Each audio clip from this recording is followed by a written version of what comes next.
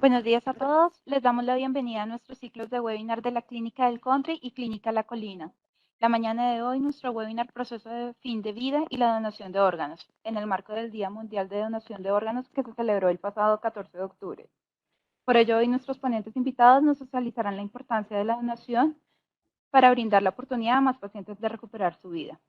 Para dar inicio a este espacio académico, nuestros líderes médicos darán la bienvenida el doctor Santiago López, gerente general encargado y director médico de nuestras clínicas, seguido de la doctora Carolina Guarín, jefe de medicina crítica y trasplante renal, quien será nuestra moderadora y hará presentación a nuestros conferencistas y apertura al webinar. Doctor López, buenos días, bienvenido y le cedo la palabra.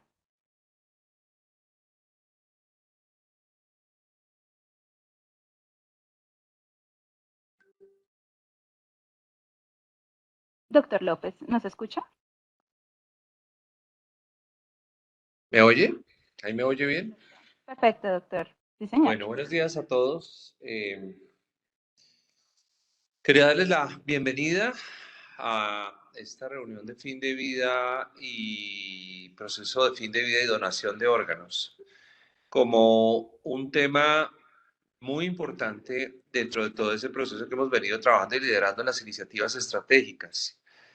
Pero más allá de la necesidad de incentivar el rescate de órganos, es entender cómo y recordar y actualizar no solo la parte regulatoria, sino la parte ética de cómo nosotros como médicos y todo el personal de salud que esté a cargo de una situación que se puede vivir con alguna frecuencia, sobre todo en las unidades de cuidado intensivo, puede identificar la oportunidad de que una familia y que un paciente que esté en proceso de fin de vida y que sea un potencial donante de órganos pueda asumir la posibilidad de generar dicha donación.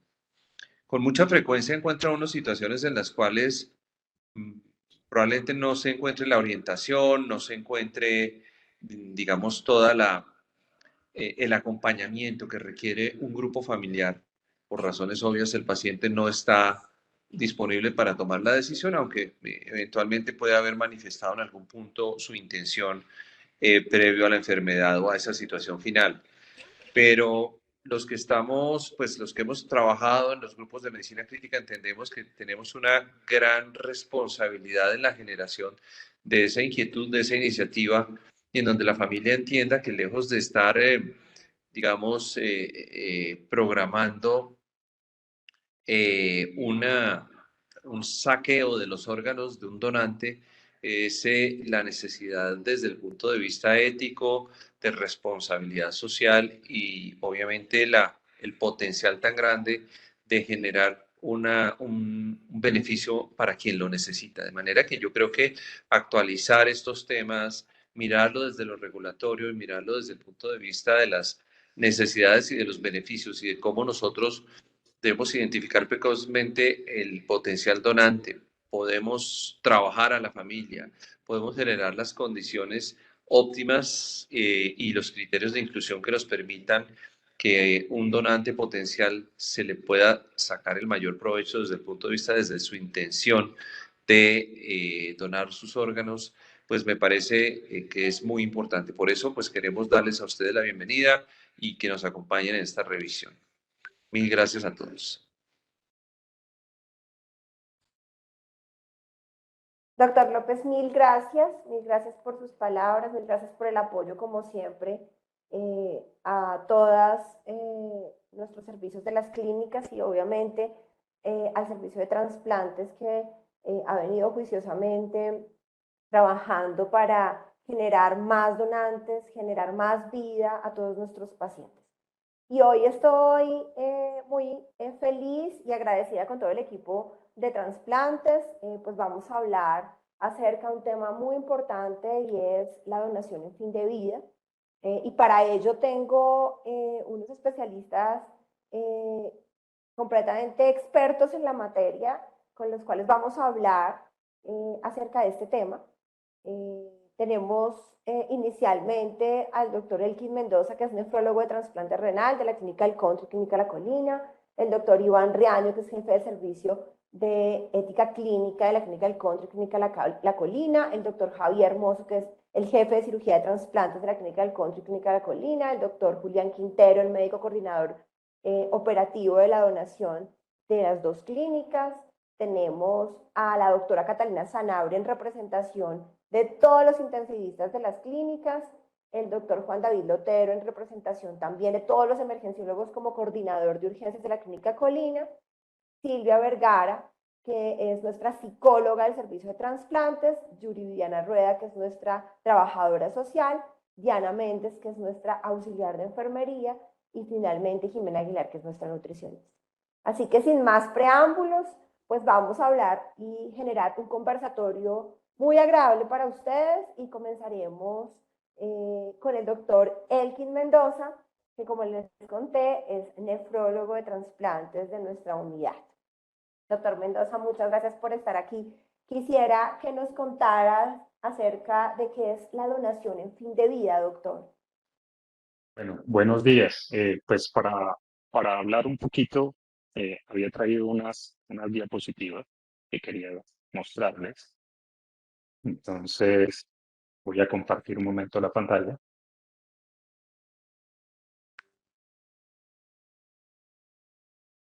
Bueno, podemos entender la donación definitivamente como un acto voluntario para la cual pues una persona en vida o su familia después de la muerte autorizan la extracción de los órganos. Esto pues con el fin de poder ayudar a otras personas. Cuando hablamos de donación en fin de vida, estamos entendiendo esas condiciones finales en la cual se puede presentar un paciente en estado necrofílico o incluso en otros ámbitos cuando hay asistolia programada. Los donantes no encefálicos, que son los que se realizan con ella, son aquellos que se declaran muertos pues, por presentar una pérdida total e irreversible de todas las funciones cerebrales. En este caso tenemos que pueden tener latido cardíaco espontáneo, necesidad de soporte hemodinámico pues, para mantener al paciente y la asistencia ventilatoria necesaria. Decimos que en Colombia, dentro de todo el marco legal, se considera la muerte encefálica como médicamente, ética y legalmente como cadáveres. Entonces, en este lado, pues no habrían vacíos como para poder definir la extracción de órganos. Un donante, un potencial donante pudiera salvar o pudiera ayudar a hasta 55 personas aproximadamente, pero cuando hablamos de órganos sólidos, pues hablamos de hasta 9 órganos pudieran ser extraídos y pues a poder ayudar a otras personas, ¿no? La donación de fin de vida siempre va a tener un dilema ético en el cual, pues, como muy bien lo decía el doctor Santiago, en el cual pues tenemos que este dilema va hacia dónde van las intervenciones que se aplican a nuestros potenciales donantes. Entonces, un paciente en condiciones neurocríticas, decimos que tenemos las mismas intervenciones que se aplican a estos pacientes como para tratar de mantener la vida o de preservar la vida hasta la decisión de irreversibilidad del daño, pues se mantiene en un paciente que puede ser potencial donante o no. En Colombia, pues la donación en fin de vida solo se está realizando actualmente en pacientes con criterio de muerte encefálica. Pero en otras partes o en otros países, como España, pues digamos que la donación se puede hacer hasta en una donación tras paro circulatorio controlado.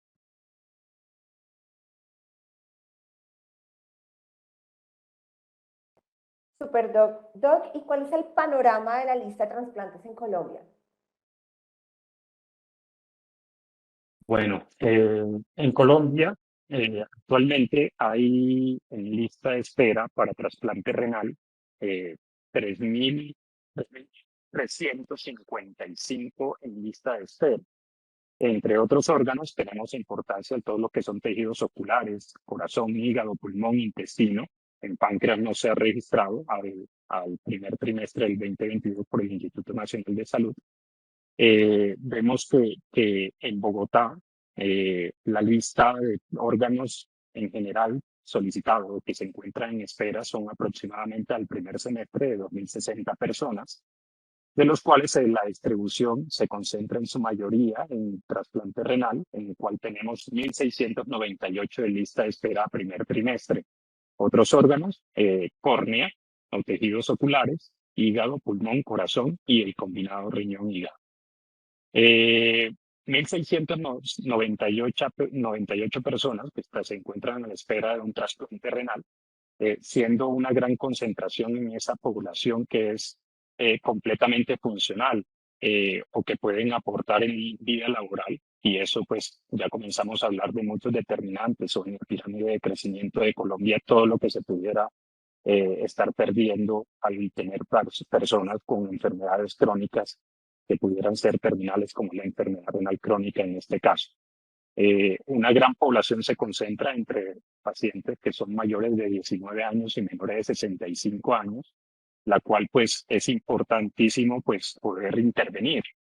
Sin embargo, cuando vemos esta lista tan grande que se encuentra en espera de un órgano como es el riñón, encontramos que una tasa de trasplante por órgano por millón de habitantes, son datos del 2005 al 2016, de un documento que lanzó el INS en el 2018, encontramos que hay una tendencia a mantenerse como tal esa tasa por donación por millón de habitantes. Entonces, más o menos cercano entre 21 a 22 donantes por cada millón, lo cual es una tasa muy disminuida comparado con otros países, sobre todo de países europeos, como es España, que lleva como tal la mayor tasa de donación. Entonces, es importante poder evaluar todos estos modelos de donación que se presentan a nivel mundial que nos pudieran servir en Colombia para poder incrementar esa tasa de donación. En Latinoamérica, digamos que el panorama es muy similar a lo que se encuentra en Colombia, teniendo alguna diferencia con lo que es Argentina y Brasil, que llevan la mayor tasa de donación en Latinoamérica. Bien, Doc, pero entonces, ¿cuáles creen su merced que son las barreras clínicas que nos enfrentamos en la donación en Colombia? Bueno, digamos que cuando encontramos en este mismo documento del 2018 que se publicó por el INS, vemos que hay una gran cantidad de pérdidas de posibles donantes. Para 1.600.000 muertes que se reportaron aproximadamente, digamos que hubo una posibilidad de donación de 25.995 personas, en la cual pues vemos que cuando se comienzan a reducir los diferentes filtros en la ruta crítica de la donación de órganos, solo un 13.3% de aquellos posibles donantes son los que realmente se convierten en donantes reales. Esto pues no es suficiente pues para la alta que tenemos de órganos en Colombia. Cuando comenzamos a revisar, pues las barreras que se pueden encontrar son distintas desde el punto de vista clínico, social, todo lo que son los determinantes sociales, pues el pensamiento, la gerencia, teniendo la posición radical de la familia como la principal barrera que nos pudiéramos enfrentar en este escenario, sobre todo cuando la persona en vida no ha manifestado pues su deseo de donación. De ahí para atrás, pues encontramos todo lo que son el comprender el concepto de muerte encefálica. Todavía hay una gran creencia a nivel de población general en el que si el cerebro pues no funciona completamente o irreversiblemente se ha perdido su capacidad y hay un latido cardíaco, se pudiera pensar que hay una esperanza de vida más adelante. Entonces, de ahí la importancia de poder hacer un buen diagnóstico, de poder sensibilizar a la población e incluso sensibilizar a los médicos que se encuentran al frente de estas situaciones, como para poder abordar de una forma correcta a la familia e ir expresando pues la posibilidad de poder ayudar a otras personas con la donación. El fin de vida, pues encontramos todos esos determinantes sociales previamente expresados, e incluso todos los problemas que se pudieran presentar en el personal de salud, en el querer tal vez hacer más para preservar la vida y no hacer un diagnóstico oportuno, tal vez de muerte encefálica para poder proceder hacia hacia la extracción de órganos y pues poder ayudar a otras personas que tal vez necesitarían.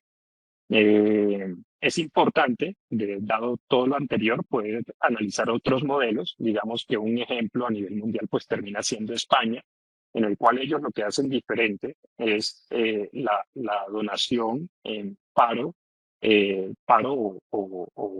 sí, parada cardíaca controlada. Digamos que cuando se incluyó en España, pues incrementó los índices de donación de una forma bastante pues notoria, y pues digamos que son cosas o modelos que pudiéramos adoptar o tener en cuenta pues a nuestra población, a nuestro país, para poder incrementar la tasa de donación. Y bueno, digamos que esto tal vez son las principales barreras que podríamos tener. Super doctor, mil gracias. Quisiera darle las gracias pues, por su presentación y explicación. Vamos a darle la palabra al doctor Javier Mozo, que es cirujano de trasplantes, y hoy vamos a hacerle unas preguntas al doctor Mozo acerca de la donación. Y es, doctor, desde cirugía de trasplantes, ¿qué estrategias se pueden implementar para aumentar la donación en nuestro país? El doctor Mendoza nos comentaba que hay algunas estrategias que, como en países que están desarrollados, lográbamos, pues digamos que aumentar esta tasa. En este caso, hablamos de donación en parada cardíaca, estamos hablando de activaciones de los programas de búsqueda temprana de donantes en otras instituciones, que es lo que generalmente estamos haciendo nosotros aquí en Colombia, y es intentar una búsqueda activa en nuestras IPS generadoras para poder lograr que ningún paciente, digamos que se pierda, al igual que en cuidado intensivo, un control minucioso de esos pacientes neurocríticos que detectamos desde que ingresan a la unidad de cuidado intensivo. Doctor Mozo, si quiere contarnos usted cuáles serían las estrategias que desde cirugía de trasplantes usted ve que podemos aumentar la donación en el país. Sí, muy buenos días, doctora Guarín. Muy buenos días para todos mis compañeros panelistas y para todos los asistentes al webinar en el día de hoy. Digamos, las estrategias que podemos implementar básicamente están, digamos, soportadas, o lo que uno quisiera que a futuro podamos lograr integrarnos como red y poder fortalecer, digamos, tanto los escenarios posibles como a los autores que participan en los procesos en la cadena de donación y trasplante. Estamos en una situación en que el tema del diagnóstico entre la desproporción, oferta y demanda de órganos está muy sobrediagnosticada, no solo en Colombia, sino en el mundo. Pero cómo poder corregir ese desbalance entre oferta y demanda es lo que nos obliga a trabajar día a día como red de trasplantes y como sociedad en general, para brindar a través del sistema sanitario unos mecanismos que sean eficientes y que podamos entendernos como sociedad en general y como grupos de trasplante y grupo que fortalece la cadena de donación en particular. Yo quise hacer unas pequeñas resúmenes de cómo podríamos tratar de transmitir ese mensaje para poder estabilizar un poco esa desproporción oferta-demanda. ¿Cuáles son los mecanismos en los cuales debemos comenzar a trabajar para poder coincidir? Y básicamente estarían soportados, como el tema de órganos debe tener un control y una legislación. Es un tema que Colombia lo ha podido ir poco a poco a través de los últimos 20 años trabajar. Los mecanismos legales de control en Colombia ya han avanzado mucho. Ahora falta en la parte de operativizar, ajustar esos mecanismos legales y de control y poder llevar a cabo el aumento en los procesos de donación y de trasplante. Esa es una parte, pero el otro punto es el tener una confianza en el sistema sanitario. El país debe comenzar a trabajar en que somos una nación que poco a poco ha ido fortaleciendo los procesos en salud. Actualmente nuestro sistema de salud es un sistema bastante confiable y es posible tener coberturas altas, mayores al 90%, independientemente de los estratos de la población colombiana.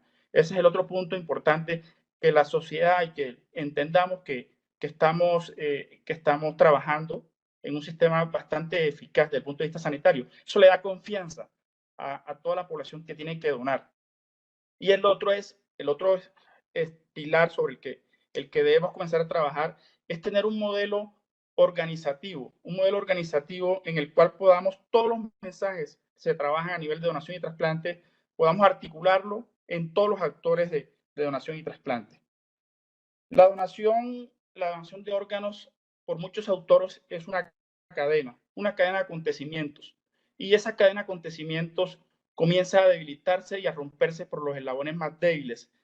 El tema de eslabones, un factor crucial es el tema de cuando se hace la entrevista familiar y que esa familia con esos sentimientos contrapuestos puedan lograr entender con una información previa, con una confianza previa, llegar a que la tasa de donación aumente. O sea, el tema de la confianza en la entrevista es fundamental para poder tener donación.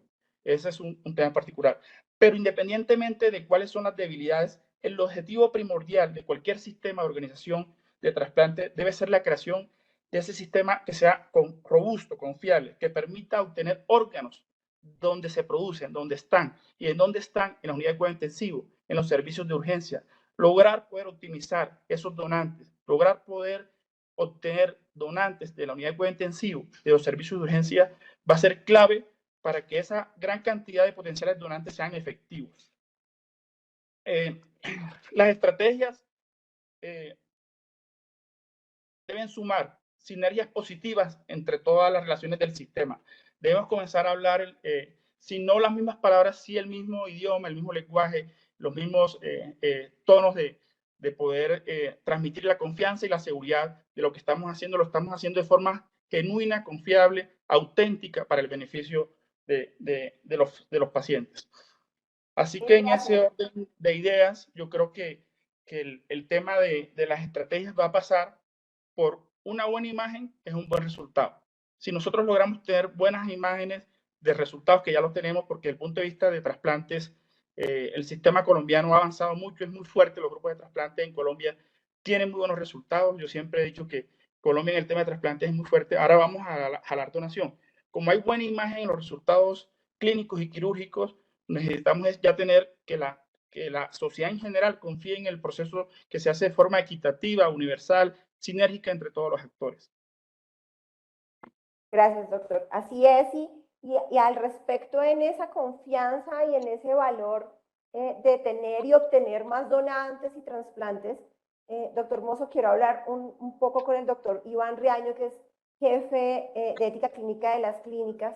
Y al doctor Riaño quiero hacerle una pregunta, y es cómo podemos enfrentar estos dilemas que plantea el manejo del derecho de los deudos, sobre todo sobre los cadáveres en términos de donación de órganos y tejidos frente a la ley, que es la 1805 del 2016, que nos hace a todos presuntos donantes, doctor. Entonces, aquí la ética hace parte fundamental de todo este proceso y queremos escucharlo, su opinión. Sí, muchas gracias, Carolina, un saludo y un saludo a todos los panelistas. Muchas gracias por la invitación. Pues realmente, con respecto a tu pregunta y volviendo un poquito a retomar los conceptos del doctor Mendoza y del doctor Mozo con respecto al desbalance que hay entre la oferta y la demanda y las negativas familiares que, como lo mostraba el doctor Mendoza en la diapositiva anterior, para 2016 iban en 56% de causas de no lograr la donación efectiva. Pues digamos que el Estado derogó el decreto 2493 de 2004 en la ley 1805 del 2016. No se nos olvide que las leyes están por encima de los decretos del ordenamiento jurídico, buscando lograr ese balance entre la oferta y la demanda, quitando lo que estaba en el decreto 2493, que era la presunción de donación, y la necesidad de los deudos de autorizar la donación de órganos del paciente en muerte cerebral. Esto lo hizo el Estado buscando lograr nuevamente ese equilibrio entre la oferta y la demanda de órganos, pero generó un dilema ético muy importante que muy seguramente los coordinadores operativos lo han visto cuando se enfrentan a familias en procesos de duelo en pacientes potencialmente donantes. Y es que el dilema se genera por la conceptualización del cadáver, tratando de ver el cadáver como un elemento que es propiedad del Estado y que por lo tanto el beneficio a la gran cantidad de pacientes justifica que el Estado considere al cadáver potencialmente donante como un elemento que puede utilizar para el beneficio sin tener en cuenta que el cadáver alojó, perdón, el ser humano y que por lo tanto ese cadáver requiere un manejo digno, no obviamente la dignidad que exige el concepto de persona humana, pero sí el cadáver debe ser también respetado para que los deudos de esa persona puedan manejar un proceso de duelo. Ellos tienen derecho a esa situación. Entonces se generó ese dilema entre la necesidad sociojurídica del Estado para aumentar la provisión de órganos y la necesidad de los deudos de utilizar, entre comillas, utilizar el cadáver para sus ritos, para su manejo del duelo, y eso es lo que estamos viendo con la 1805.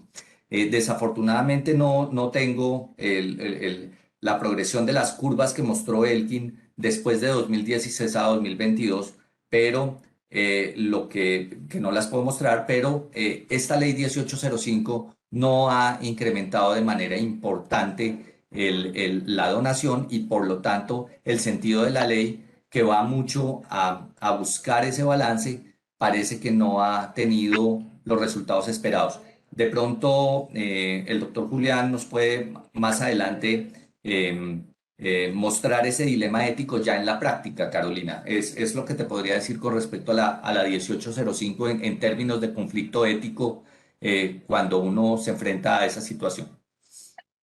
Sí, Doc, y por eso, digamos que se ha tratado de hacer un poco más, o abrir un poco más las estrategias respecto a la obtención de esos órganos y crear esa cultura en que la familia sepa qué quiere la persona para, digamos que el fin de vida. Hablarlo con la familia al final termina siendo como una de las soluciones que tenemos para que la ley no digamos que no, entre comillas, no permita o no impida pues que haya ese proceso de duelo. Doctor, hablando un poco más de nuestros grupos asistenciales, más como urgencias, más como UCI, cuéntenos si es ético que nosotros hablemos de donación de órganos con los familiares en proceso de pacientes que son neurocríticos, pacientes que están en proceso digamos que de manejo porque tengan Glasgow por debajo de 5 y que nosotros creemos que potencialmente van a ser donantes. Sí, ese es un asunto también dilemático, porque nosotros como personal de salud tenemos la obligación de procurar que un paciente potencialmente donante pueda ser donante efectivo, y para eso, a pesar de que la ley 1805 permitiría, entre comillas, no preguntarle a los familiares del paciente, sino asumir que el paciente es un donante. Así si no ha dicho que no frente a un notario, que es como el sentido de la ley, pues si bien esa es nuestra obligación, pues se genera un poquito con la familia si uno les habla de donación antes del diagnóstico de muerte, un resquemor en ellos que puede hacer pensar que uno está procurando los órganos antes de que el paciente esté muerto. Sin embargo, nosotros podemos responder preguntas en el escenario antes de la muerte, preguntas sobre la donación de órganos e ir preparando a la familia porque el proceso de duelo sostenido va a permitir que nosotros vayamos construyendo sobre el proceso que lleva a la muerte cerebral un escenario propicio para que la donación sea efectiva. Esto tiene que hacerse con mucho cuidado, tiene que hacerse muy en el sentido de ayudar a la familia a progresar en el manejo de ese duelo y nosotros como personal de salud tenemos que ir construyendo esa confianza de los familiares sobre el proceso de salud, del proceso de donación, para que al final la familia entienda que el proceso de donación es altruista, que va a beneficiar a una serie de personas y que, se puede hacer sin mayor problema. En resumen, para responder la pregunta, uno no debe aproximarse a hablar de donación con un sentido utilitarista, sino con un sentido de ayudar a la persona al manejo del duelo sostenido y lograr una donación efectiva al final. Y ahí también de pronto ahorita que hablemos con Julián, vemos un poco ese dilema de hasta dónde llegar como médicos y expresar probablemente esa otra posibilidad para ayudar a otras personas. Doctor, Sí, finalmente quiero hacer... perdóname, Carolina. Sí. Perdóname, hay que ser muy cuidadosos en ese manejo porque de nosotros depende que la sociedad vaya construyendo la confianza necesaria, y esa postura del grupo médico basado en la beneficencia y el altruismo nos va a permitir que no solo esos familiares progresen durante el duelo y acepten la donación, a pesar de la 1805, vuelvo y repito, sino que además de todo vamos construyendo como equipo médico la confianza necesaria de nuestra sociedad sobre un proceso transparente de la donación y el trasplante. Eso es muy, muy importante. De acuerdo. Y para eso también manejo multidisciplinario. Tenemos apoyo con psiquiatría, con psicología, o sea, no estamos solos, realmente, y con coordinación obviamente operativa, ¿no? Realmente creo que esto es un manejo que debe ser conjunto, en donde todos estemos alineados y obviamente que logremos esa confianza del paciente y sus papás, de la familia sobre todo. Doctor, bueno, finalmente, última pregunta que me parece súper importante. Nuestro programa Donante Vivo es un programa, pues, top, porque al final, cuando tuvimos pandemia, pues fue lo que realmente mantuvo las tasas de donación activas en Colombia, y nuestro programa es un programa muy, muy bueno en las clínicas. Quiero preguntarle acerca de la parte ética, si nosotros como médicos estamos seguros desde lo ético que la donación en vida es libre, informada y autónoma, sobre todo en nuestras clínicas. Bueno, la donación en paciente vivo relacionado genera un dilema ético diferente al donante cadavérico, como tú lo acabas de decir. Y en esta circunstancia, la persona donante toma la decisión de donar su órgano basado en el altruismo, en el beneficio de un ser querido y relacionado con ella.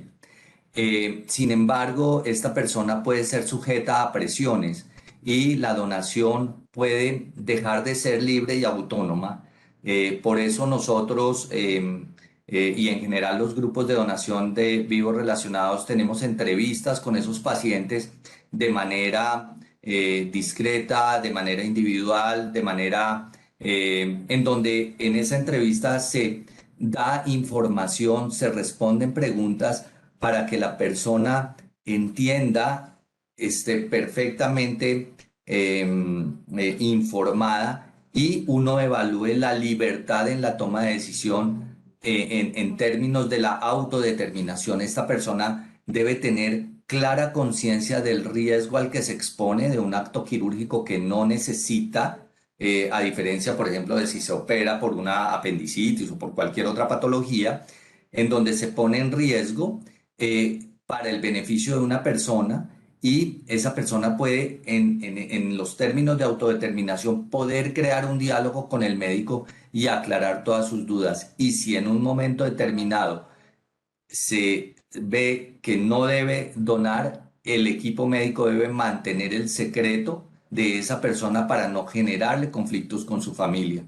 Pero esa autodeterminación, esa libertad en la toma de decisiones debe procurarse por parte de nosotros y debe evaluarse por parte de nosotros para nosotros tener la certeza que esa persona es una donante completamente informada, completamente autónoma y capaz de autodeterminarse a sí misma. Ese diálogo es muy importante para lograr.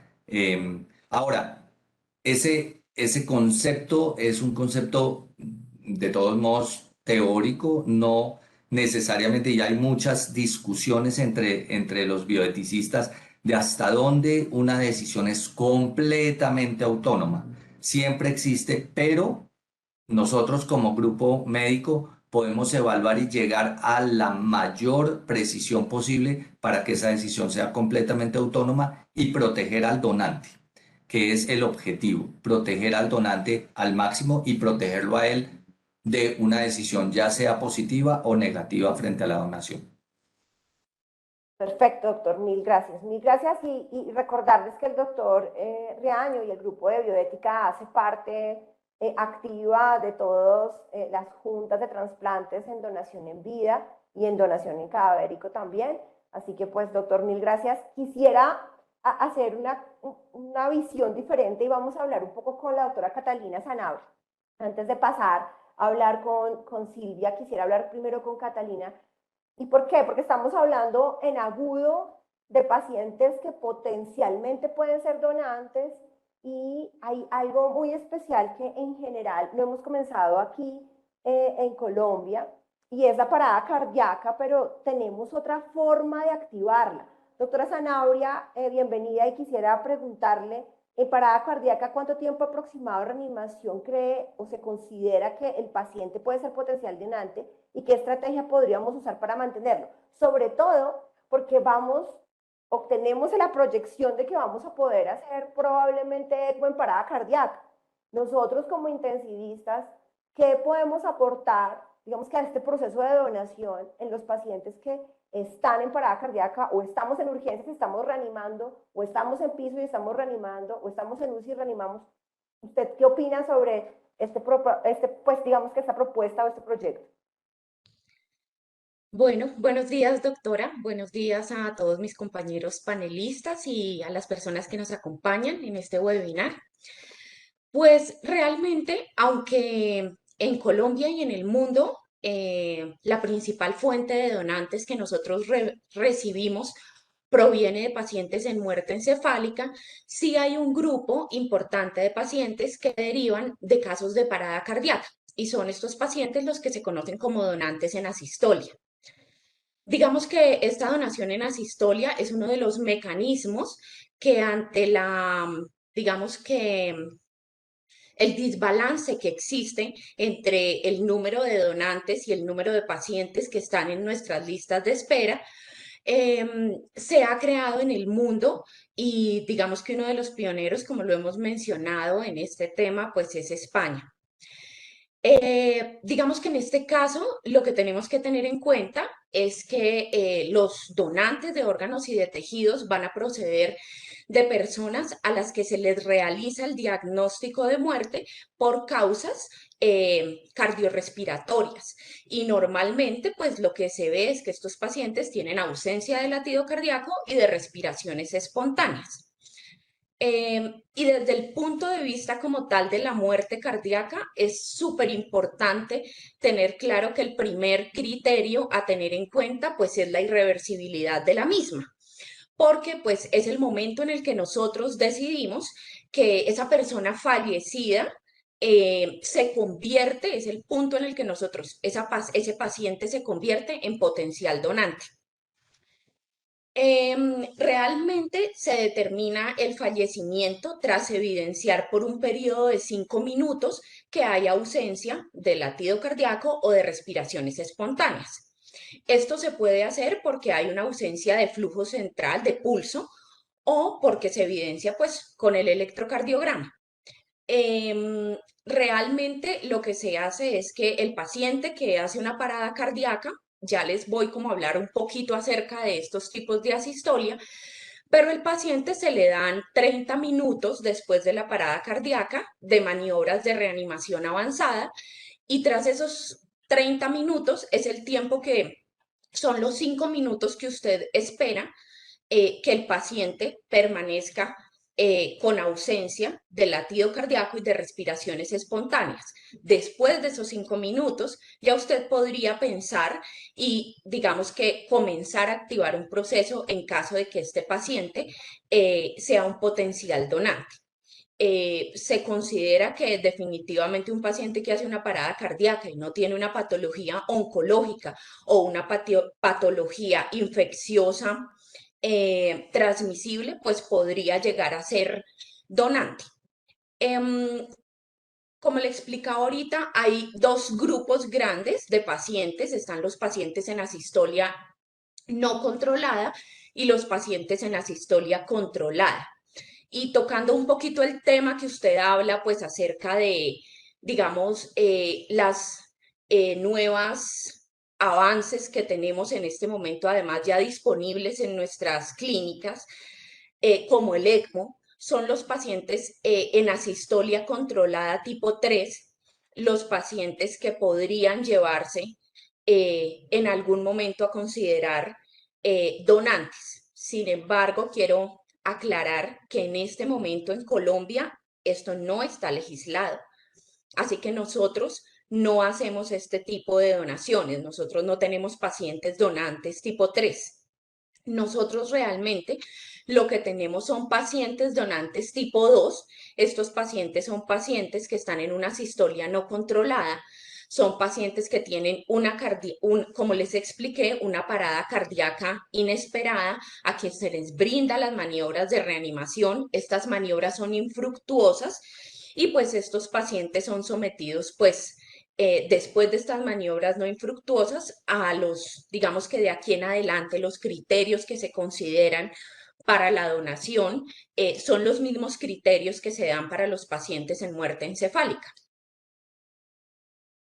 Súper, súper bien explicado, doctora Zanabria, mil gracias. Y aquí, en este tema, pues digamos que identificación temprana de potenciales donantes, quisiera en estos momentos que el doctor Lotero, y un momento, doctora Catalina, ya vuelvo con usted. El doctor Lotero es el jefe coordinador de urgencias de la Clínica Colina. Nos explique un poco cómo hacemos para definir una muerte encefálica en urgencias. ¿Cómo hacemos para activar? ¿Cuándo sabemos? ¿Cuándo podemos decir si este paciente puede ser potencial donante? Doctor Lotero, bienvenido. Buenos días. Pues realmente los criterios no cambian, pues se define igual todo el cese de función cerebral y que haya persistencia del latido cardíaco. Lo importante del paciente en urgencias es lograr identificarle estos pacientes que son potencial donante, con el fin de que, pues, de estabilizarlos y hacer ya el manejo multidisciplinario para el diagnóstico per se de la muerte encefálica, en conjunto con las especialidades de neurología y neurocirugía y en conjunto con la unidad de cuidado intensivo. Pues en nuestra clínica tenemos la ventaja que pues tras identificado el paciente neurocrítico lo podemos trasladar a la unidad de cuidado intensivo para continuar todo este proceso, pero en otras instituciones, digamos, que no cuentan de estos servicios de apoyo, pues la necesidad es como la identificación, la notificación a los entes, digamos, de secretaría para activar, digamos, como la red y posteriormente, digamos, la necesidad de remitir o no estos pacientes para hacer los diagnósticos y el manejo complementario de soporte que requieren estos pacientes. Gracias, doctor. Así que casi que la disponibilidad de las neurociencias, de nosotros como emergencias, UCI, es casi que vital para estos procesos. Sí, de acuerdo. Digamos, complementando lo que habló ahorita la doctora Sanabria con respecto al paciente con parada cardíaca en el servicio de urgencias, pues que se hace pues el mismo proceso de reanimación y demás. La importancia es la notificación también a los entes de control, pues para activar, pues definir si el paciente cumple criterios, que pues como dijo Catalina, pues importante saber que no tenga infecciones pues en ese momento, que no tenga una patología oncológica. Otra cosa importante que es tener en cuenta la estancia hospitalaria que el paciente lleve. Idealmente, pues lo que refiere la parte de la secretaría y la literatura es que no debe ser más de una semana en la clínica. En urgencias no aplica mucho eso porque pues muchas veces son pacientes que no llevan más de un día o incluso horas. Y ya posteriormente identificado el paciente, pues la idea es la conservación del paciente, ¿sí? O pues del posible donante y es el traslado, digamos, a la morgue, tener el paciente refrigerado y ya cuando se pueda definir que sí es, pues el paciente se traslada a salas de cirugía pues para la extracción de tejidos, que es lo importante saber, que es un paciente que no sirve, que pues acá todavía en Colombia no hacemos donación de órgano en paciente con parada cardíaca, sino exclusivamente donación de tejidos. Y eso es importantísimo porque a veces creemos o nos limitamos que solamente vamos a sacar o poder extraer órganos, ¿cierto?, de un cadáver y realmente tenemos la posibilidad de extraer tejidos y salvar más vidas. Por eso se habla de las 55 personas que vamos a salvar, que nos contaba el doctor Mendoza. Doctor Lotero, mil gracias. Con En mucho este gusto. momento quisiera hablar con el doctor Julián Quintero y el doctor Julián Quintero es nuestro coordinador operativo de donación. Hay dos preguntas claves que quiero hacerle al doctor Quintero. Doctor Julián, ¿cómo está? La primera es el dilema del cual hablaba el doctor Iván Riaño. El dilema que se enfrenta el coordinador operativo con una familia que culturalmente no tiene claro qué es ni para qué, ni el proceso de donación, ni por qué se está haciendo el proceso de donación en Colombia. La ley que en su momento, a pesar de que, digamos, que nos hace presuntos donantes, no es conocida generalmente por toda la población. Y segundo, encontrar una familia en duelo, ¿sí? Que ahorita vamos a hablar un poco con Silvia y con Vivi acerca de esto, cómo vamos a manejar estas familias. Cuéntanos un poco del dilema real en la operatividad de la donación. Hola doctora, muchísimas gracias. Bueno, pues principal, lo que hablaba el doctor Reaño es importante, definir que en Colombia por ley todos los colombianos y las personas nacionalizadas en Colombia somos potenciales donantes, ¿sí? Nosotros hacemos una verificación siempre cuando se comenta el paciente, pero es importante definir también qué le decimos a la familia del paciente durante el transcurso del tratamiento. Podemos decirle donación, sí, podríamos llegar a decir, pero lo importante no es hablar de donación, sino hablar de la condición actual del paciente. ¿Qué le está pasando? ¿Qué pronóstico tiene? Para que la familia no se proyecte otra cosa a lo que está haciendo. Para ellos no es importante la donación en el momento, sino saber si su paciente o su familiar va a sobrevivir. Y eso es lo que debemos enfocarnos como médicos tratantes, ¿sí? Enfocarnos en decirle, no va a sobrevivir o el pronóstico es tal, ¿cierto? Que va a desencadenar posible muerte o muerte encefálica. Y definir desde el principio que muerte encefálica es la muerte del paciente. ¿Sí? Y hablarlo con seguridad. Si yo estoy seguro que el paciente está sospecha de muerte encefálica, lo puedo hablar con tranquilidad plena porque es un desenlace del paciente. Cuando nosotros nos afrontamos mucho a la familia, encontramos muchos inconvenientes en el diagnóstico, pero más que todo con lo que le han dicho. ¿Sí? Tenga fe, puede mejorar, está malito, puede llegar a algo. Eso hace que el paciente o que la familia tenga inconvenientes en el diagnóstico. Entonces eso nos lo encontramos muchísimo. Ahí les decimos nosotros, no es necesario hablar de donación, podemos nosotros interactuar en la donación después de que ellos ya queden tranquilos de que el paciente falleció, ¿cierto? La ley definitivamente sí ayudó un poco durante los 2 primeros años de implementación que fue en el 2017 al 2018, sí elevó las tasas de donación porque decíamos, ya todos somos donantes, la ley es así, pero resulta que la ley no es una ley de castigo, por lo cual no lo tiene. No es como usted toma trago, si se emborracha y accidenta a alguien, tiene castigo, ¿cierto? No, aquí si usted no donó, pues no hay castigo, tranquilos, no, no, ¿sí? Aunque la ley dice que tú eres donante, por lo cual hay que incentivar la cultura de la donación y eso incluye que es un proceso al final de la vida, al igual que tú decides que yo no quiero que me entierren, sino quiero que me cremen, también puedes decir, si yo muero, quiero que donen los órganos y después que pase a cremación. Esas son las cosas que incentivar para que no tengamos una brecha tan fuerte con la familia y podamos mejorar los índices de donación.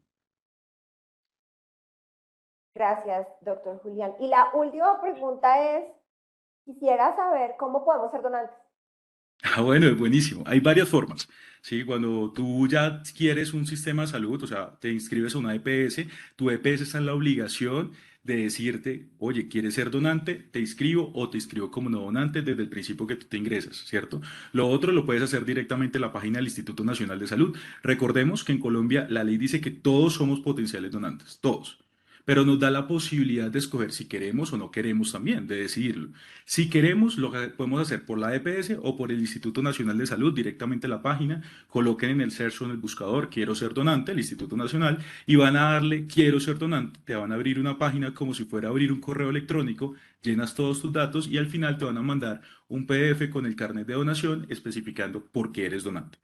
Cuando no quieres ser donante, pues también lo puedes hacer por el proceso, pero recordemos que lo que vamos a hacer es cambiar la ley, o sea, decirle yo no quiero tener el derecho de ser donante, por lo cual debemos inscribirnos con un formato notariado al Instituto Nacional, verificando que sí seas tú el que no decida tener el derecho de ser donante.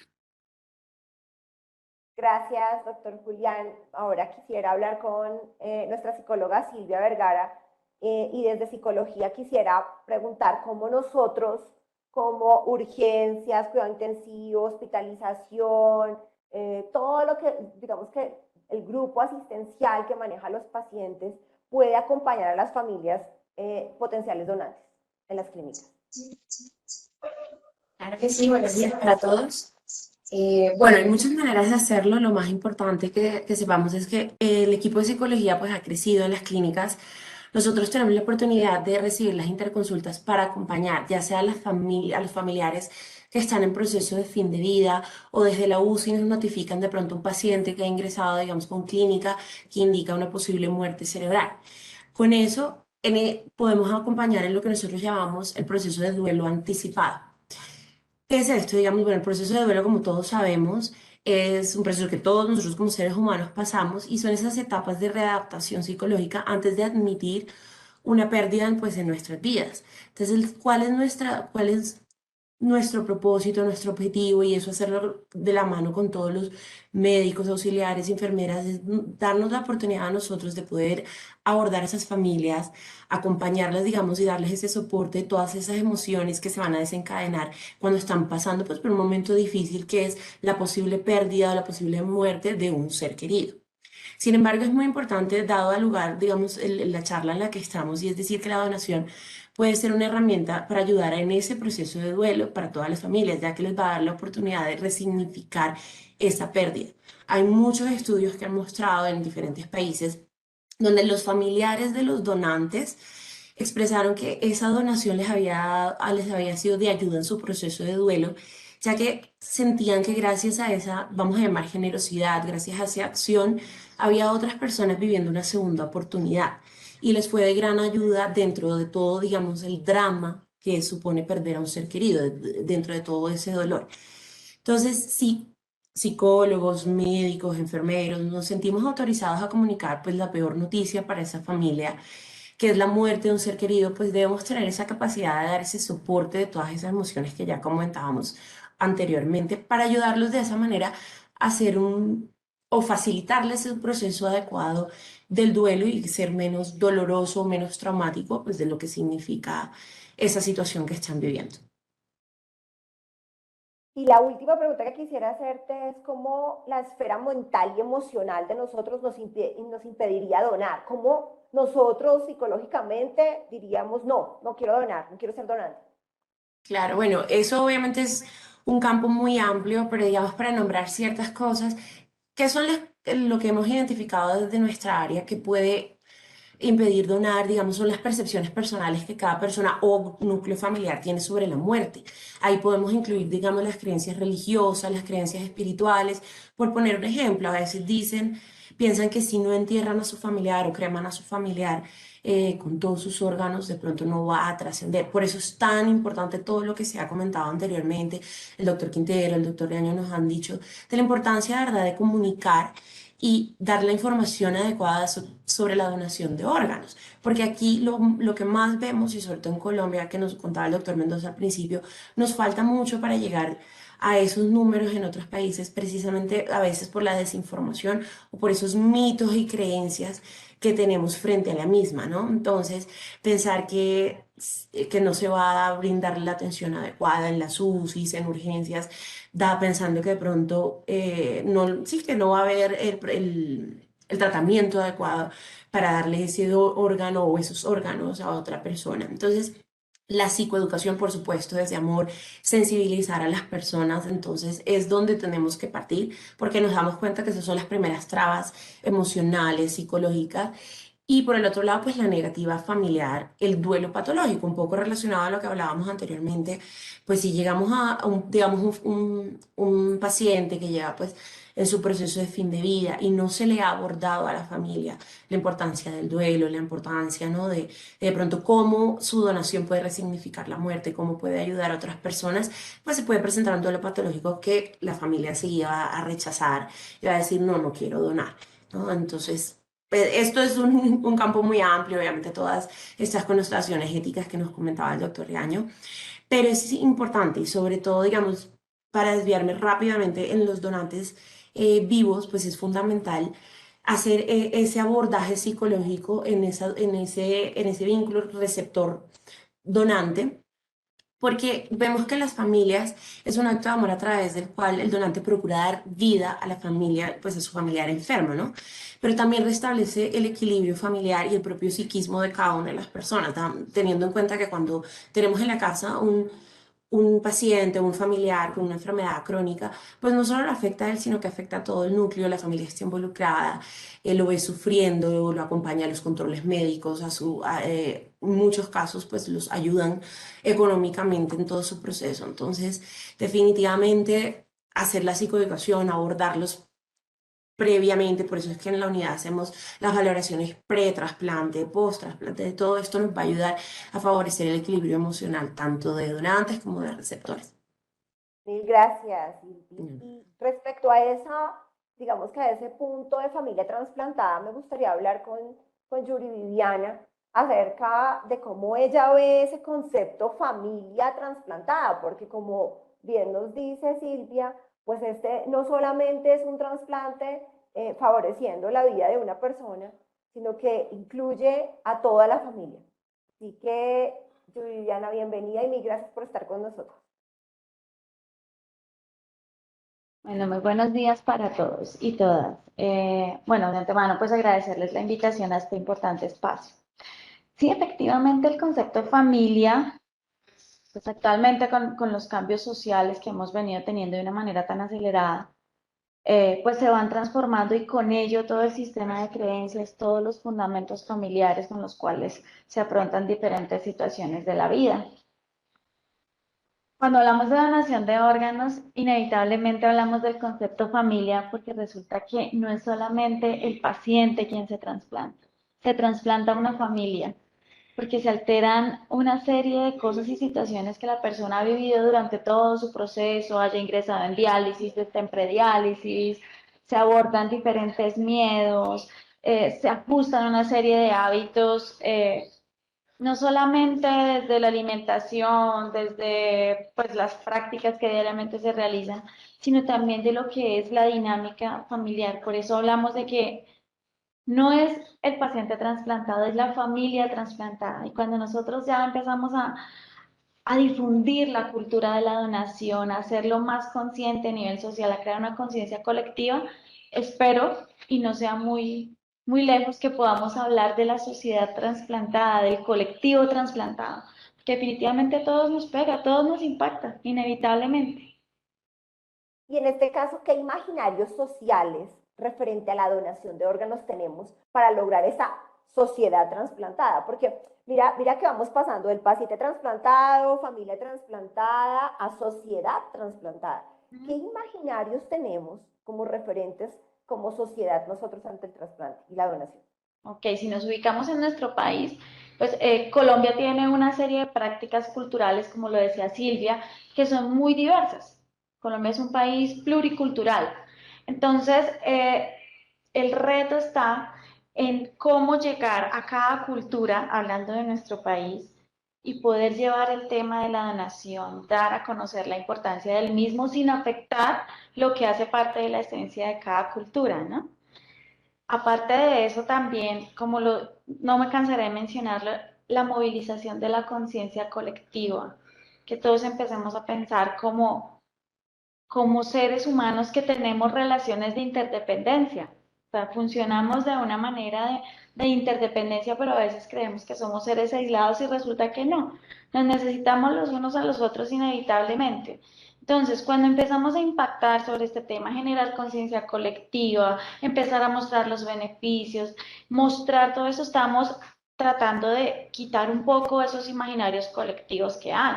También podemos hablar de, por ejemplo, ¿qué pasa con la persona cuando muere? ¿Será que va a sentir dolor? ¿Será que va a pasarla mal? ¿Será que me perdonaría si yo acepto que sea donante? Entonces, todo esto lo trabajamos de manera multidisciplinaria con el trabajo que se hace desde la coordinación operativa, el personal médico, psicología, trabajo social, pero también muy importante abordar la parte espiritual, porque finalmente el soporte espiritual es el que le da el sostén a una familia para poder sobrellevar pues la situación difícil que está llevando con su familiar, y eso hace parte de la cultura.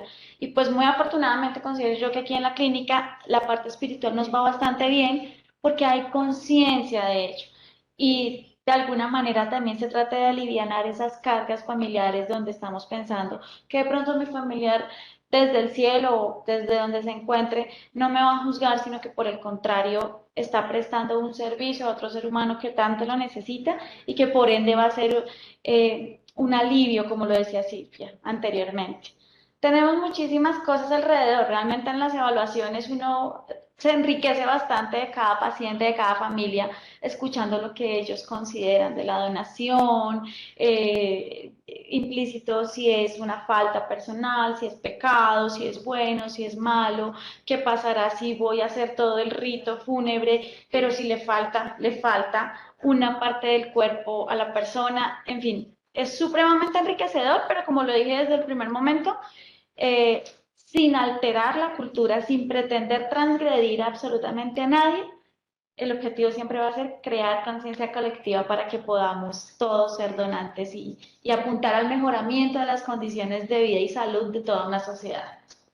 Mil gracias, Vi. Finalmente, quisiera hablar con Diana acerca de nuestro proceso de trasplantes. Dianita Méndez es nuestra auxiliar de enfermería experta en trasplantes, muchos años de experiencia con pacientes de trasplantes.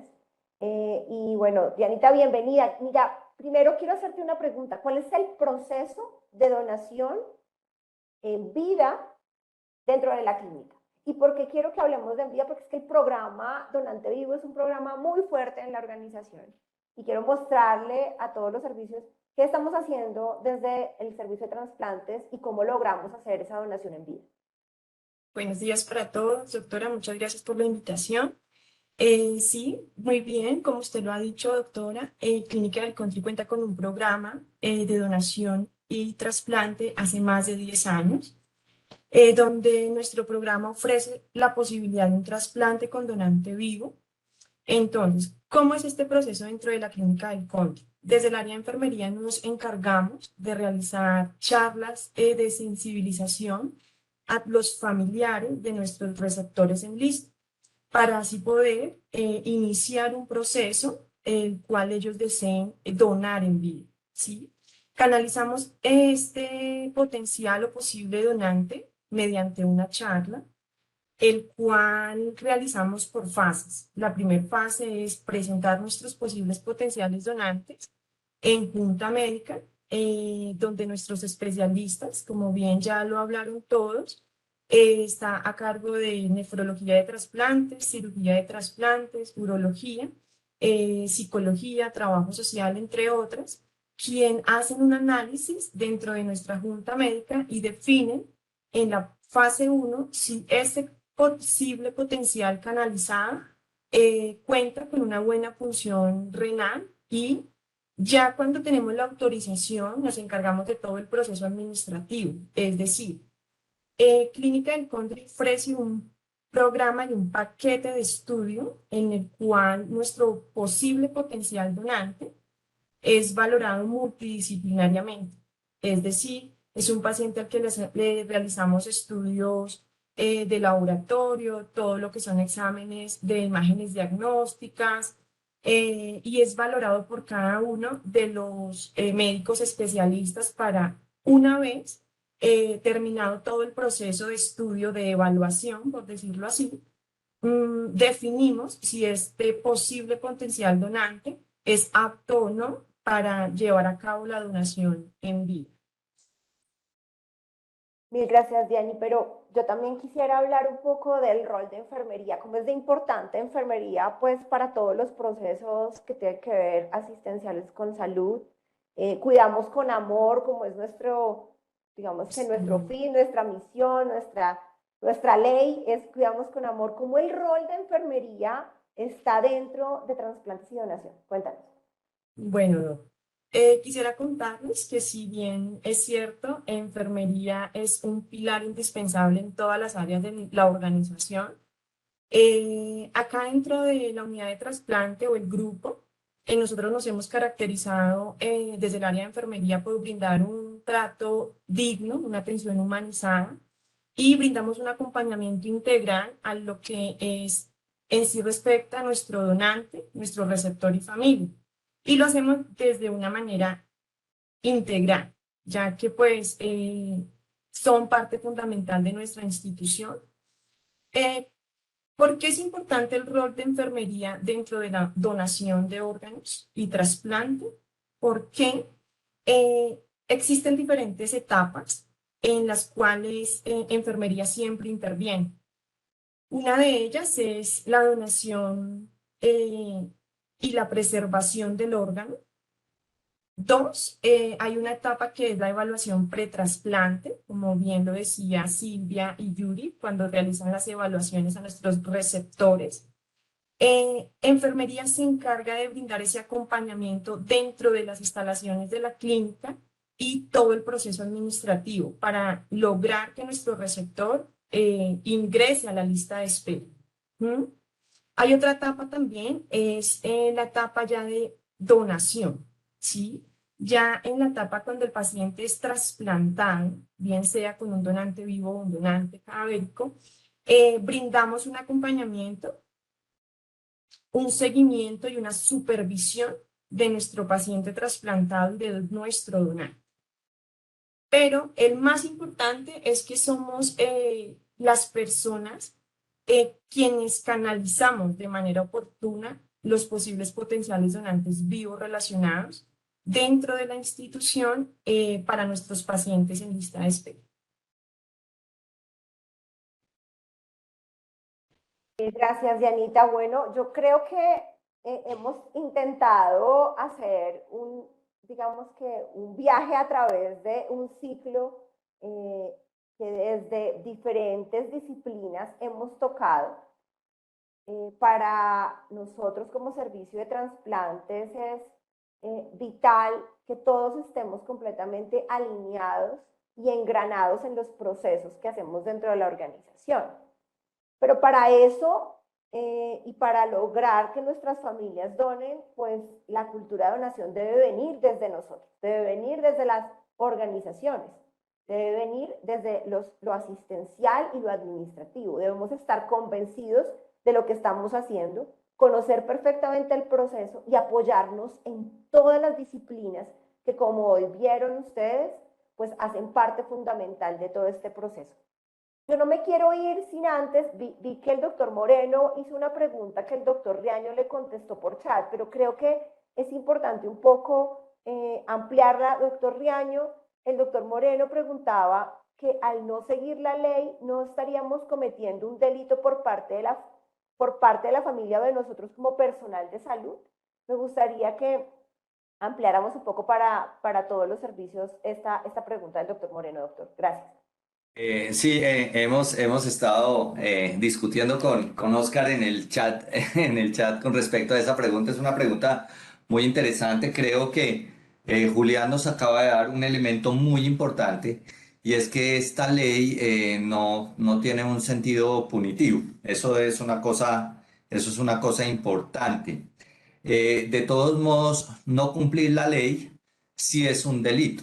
Es decir, la ley está para cumplirla y lo que hablábamos dentro del ordenamiento jurídico, la ley está por encima del resto de otras normatividades. Y por otro lado, las leyes están hechas para dirimir, para normatizar valores que son compartidos por toda la sociedad, pero muchas veces los dilemas éticos sobrepasan ese ámbito de ejercicio de la ley y pasa a una discusión de una ética mayor. Esa ética se llama la ética de máximos y la ley está dada en la ética de mínimos. Entonces, el hecho de que exista una ley no quiere decir que la ley dirima los dilemas éticos. Eso es un punto importante porque uno puede tener leyes, pero tener los dilemas éticos, y cuando uno resuelve los dilemas éticos, a pesar de que hay una ley, la resolución de los dilemas éticos se da en otro contexto que se llama la ética de máximos. Entonces, en resumen, la ley existe, la ley hay que cumplirla, pero eso no quiere decir que la ley dirima el dilema. Entonces, uno puede dirimir el dilema desde el punto de vista de la discusión ética y debe tratar de que esa resolución del dilema vaya en relación con el sentido de la norma, que es proteger a la sociedad. Eso es una cosa importante, pero no quiere decir que no exista el dilema. Y realmente Julián nos podrá aclarar eso. A pesar de que existe la ley, el sentido que fue aumentar de manera importante la provisión de órganos no se dio porque de todos modos la sociedad sigue teniendo ese conflicto del manejo del cuerpo